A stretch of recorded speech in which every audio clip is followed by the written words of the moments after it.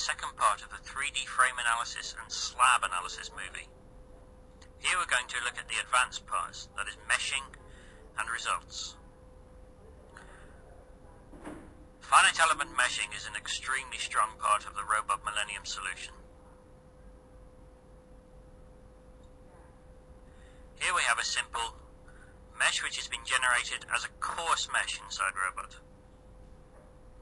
We can simply change that mesh to make it finer, maybe by using a normal mesh or a fine mesh, or in fact a user-defined mesh. Here we are changing to a normal mesh. It should be noted that changing the mesh does not affect any part of the structure, such as loading or materials that have been defined.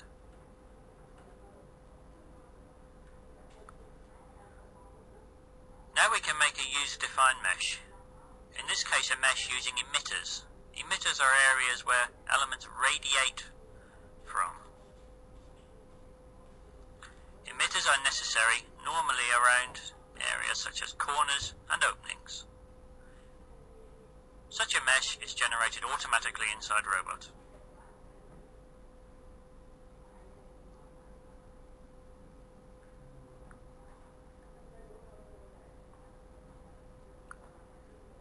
In addition to standard emitters, we can also choose places on the structure where we wish to have emitters as well. We're now going to define some emitters.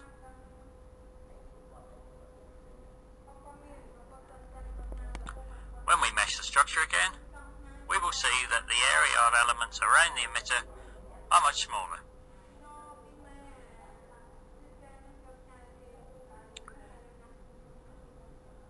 In addition to emitters, we can also choose to refine the mesh locally, simply by selecting some elements on the screen.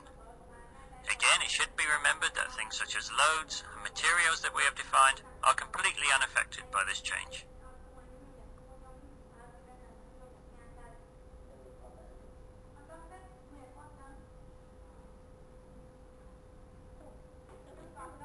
We're now going to calculate the structure.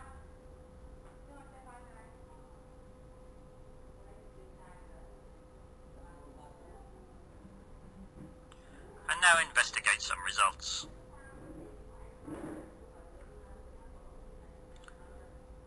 Initially, the results for the columns.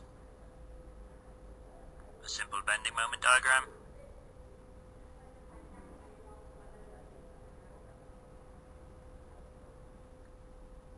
And as before, we can interrogate the moment, shears, displacements, and make a simple code check on these structures for each load case.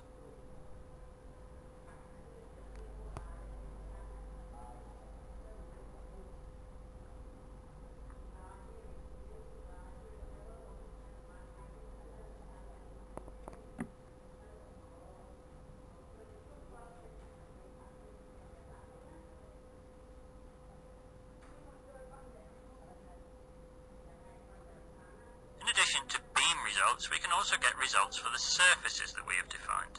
In this case, the second floor slab. Maybe look at the display shape of that slab as a contour map on the screen.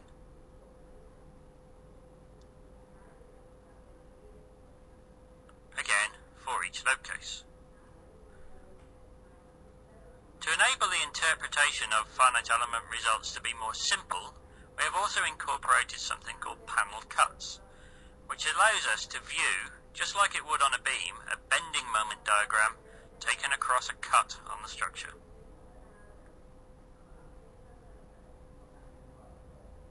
Here is a typical cut.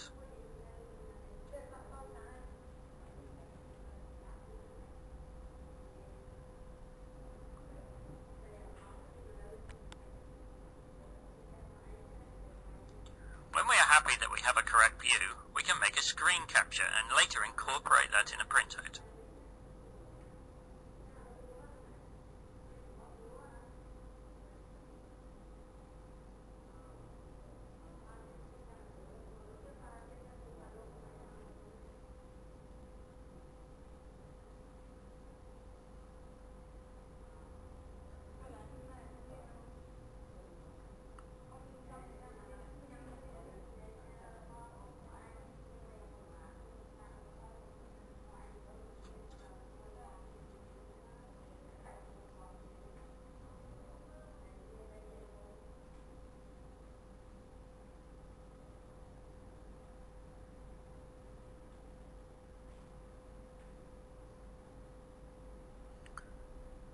Naturally, tables of results occur, as well as graphical results.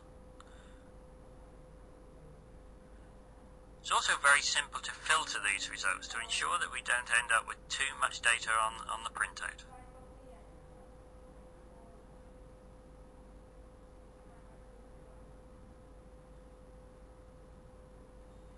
Again, we make a screen capture of these results.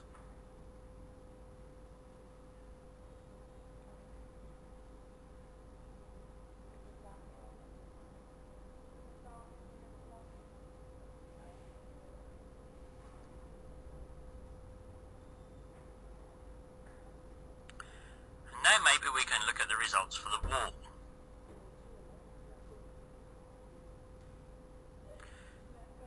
A particularly useful part of Robot is the reduced results for panels option, which takes the stresses in the wall panel and will integrate the results of that wall panel across the structure. In other words, giving us bending moments, axial force and shear net results across a predefined line.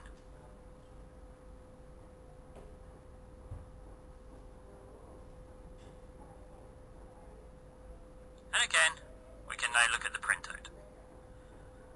As before, we choose from some standard printout options and some screen captures. In this case, we're going to take some data about the members as the first part of the printout, data about the sections, loading and so on. And then add the screen captures.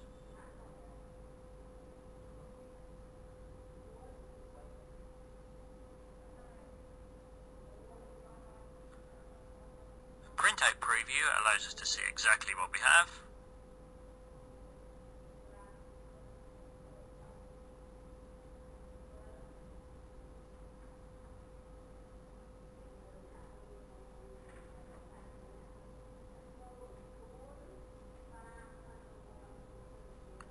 And as we suggested earlier, we can now take this printout if we wish and convert into Word format.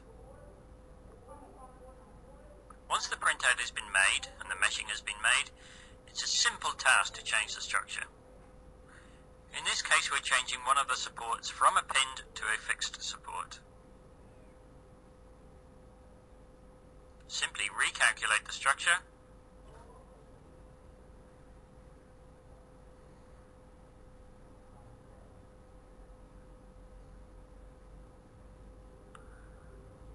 And any printout that we have previously made is automatically updated.